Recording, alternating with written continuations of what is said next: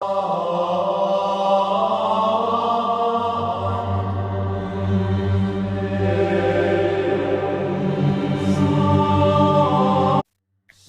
అంటే ఏంటి? ఎందుకు కొందరికి బాధ తప్పదు? కర్మని మార్చగలమా లేదా? ఇది అదృష్టమా లేక దేవుడి పరీక్షనా? ఈరోజు మనం వీడియోలో డెప్త్గా తెలుసుకుందాం. ఎవరైనా మన ఛానల్ని ఫస్ట్ టైం చూస్తున్నట్టయితే ఇప్పుడే సబ్స్క్రైబ్ చేసుకోండి. కర్మ అంటే ఏంటి? ఈ ప్రపంచంలో కొంతమంది ఎలాంటి తప్పు చేయకపోయినా బాధపడతారు. ఇంకొంతమంది ఎంత తప్పులు చేసినా సుఖంగా జీవిస్తారు. ఇది అన్యాయమా లేకపోతే దేవుడి మౌనమా లేదా మనకు తెలియని కర్మ యొక్క పని విధానమా? నీ జీవితంలో పదే పదే ఒక సమస్య ఎదురవుతుందా? ఎంత కష్టపడినా అదే చోట తిరుగుతున్నావా?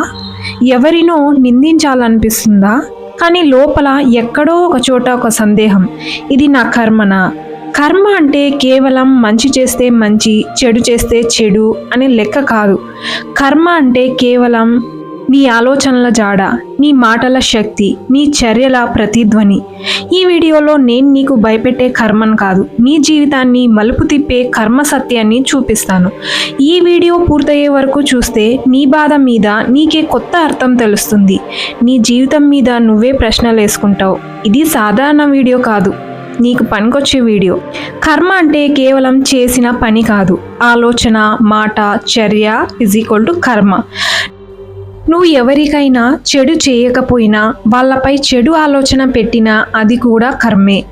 మన మనసులో పుట్టే ప్రతి ఆలోచన ఒక సూక్ష్మ శక్తిగా బయటకు వెళ్తుంది, అదే తిరిగి మనకు వస్తుంది. అందుకే శాస్త్రాలు చెప్తాయి, మనిషి చేసిందే కాదు ఆలోచించేది కూడా అతని కర్మే. కర్మ ఎక్కడ నిల్వ ఉంటుంది? కర్మ ఎక్కడో ఆకాశంలో రాయబడదు. దేవుడు పుస్తకం పట్టుకొని నీ లెక్కలు వేయడు.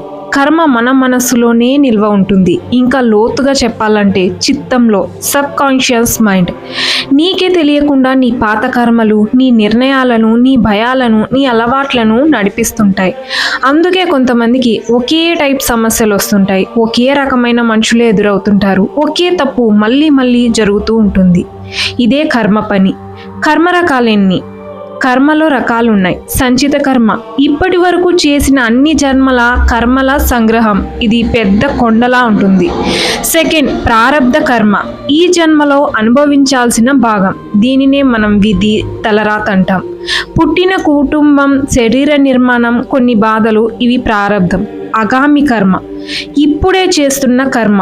ఇదే నీ భవిష్యత్తును తయారు చేస్తుంది. ముఖ్యమైన విషయం, ప్రారబ్ధం మారకపోయినా ఆగామి కర్మ ద్వారా సంచితాన్ని కూడా కాల్చేయచ్చు. కర్మ ఫలితం ఎందుకు వెంటనే రాదు? చాలామంది అంటారు, నేను మంచి చేస్తున్నా కానీ అన్నీ బాధలే అని. ఎందుకంటే కర్మకి సమయం కావాలి. విత్తనం నాటిన వెంటనే చెట్టు కాయదు. కొన్ని కర్మలు కూడా అంతే. ఈ జన్మలో, మరికొన్ని తర్వాత జన్మలో, కొన్ని చివరి క్షణంలో ఫలిస్తాయి. అందుకే దేవుడు ఆలస్యం చేస్తాడు కానీ అన్యాయం చేయడు. కర్మ, దేవుడు, శిక్ష.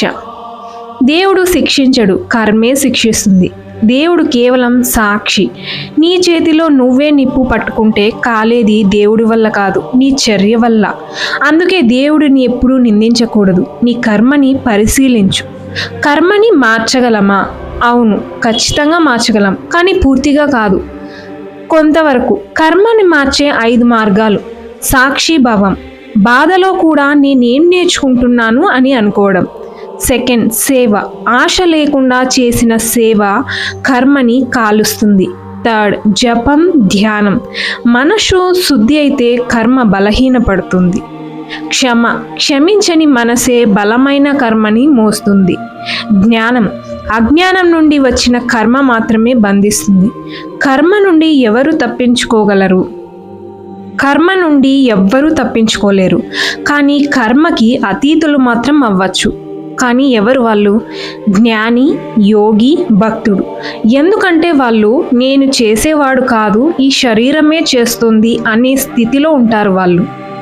నీ జీవితంలో ఏం జరుగుతున్నా అది శిక్ష కాదు, పాఠం.